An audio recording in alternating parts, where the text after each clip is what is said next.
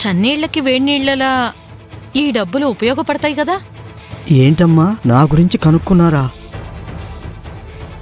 ఏదో అలా 1 గంట ఎంక్వైరీ చేశాను. గుళ్ళో కూడా మీ పోస్టు ఊడిపోయేలా ఉందంట కదా? అవన్నీ ఇప్పుడు ఎందుకమ్మా, మీరు అడిగినవన్నీ చేసి పెడతాను. అయితే ఈ డబ్బు తీసుకోండి. వద్దులే అమ్మా. సంభావన ఇస్తున్నప్పుడు వద్దనకూడదు. తీసుకోండి.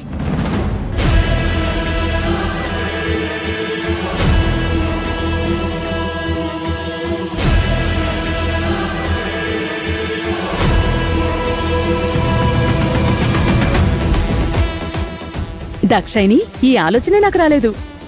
వద్దు మేడమ్మా, పని అయిందా లేదా? ఇప్పుడు సత్యబాబు బయటికెలా వెళ్తాడో చూద్దాం.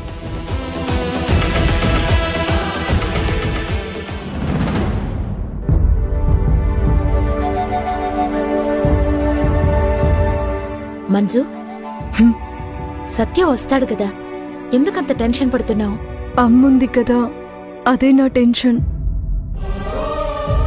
సత్య గారు వస్తారో రారో, అమ్మ ఏమనుకుంటుందో అని భయపడుతున్నాను మేడం. కానిస్టేబుల్ మంజుకి భయమా?